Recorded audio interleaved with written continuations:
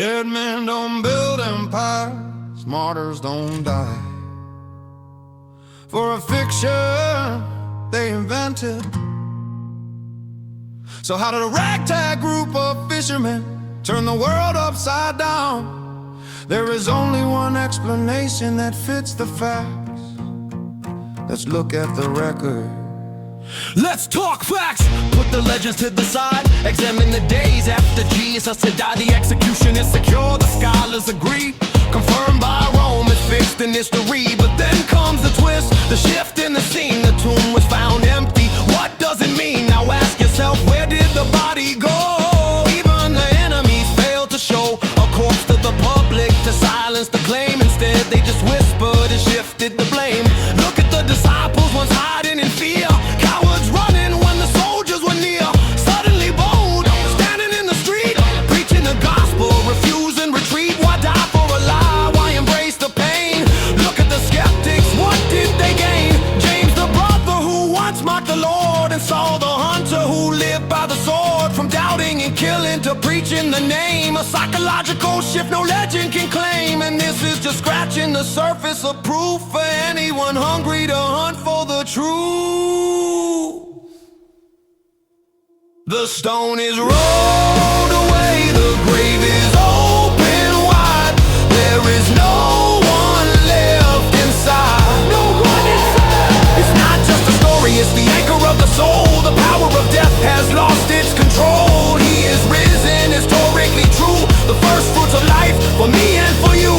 The evidence speaks, let the truth resonate. He conquered the night and he altered our fate. To dwell with the author, the source of our breath. Eternal life breaking the shackles of death.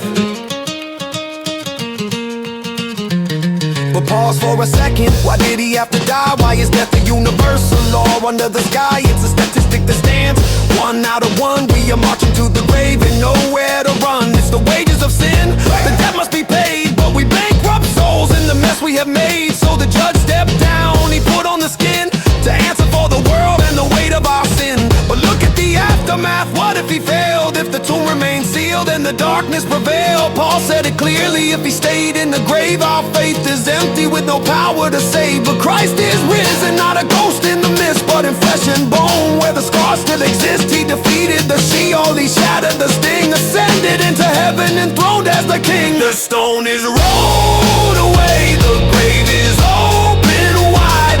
There is no one left inside. No one inside. It's not just a story, it's the anchor of the soul. The power of death has lost its control. He is risen, historically true. The first fruits of life for me and for you.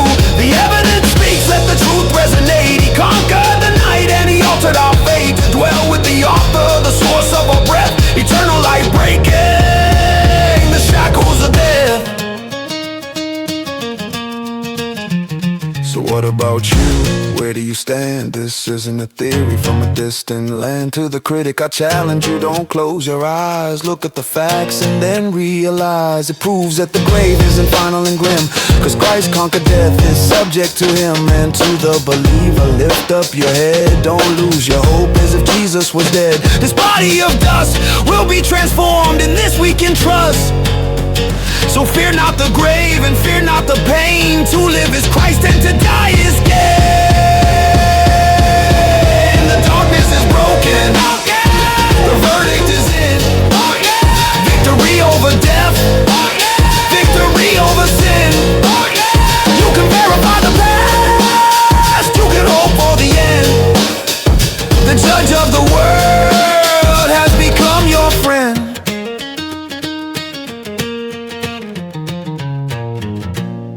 I am the resurrection and the life.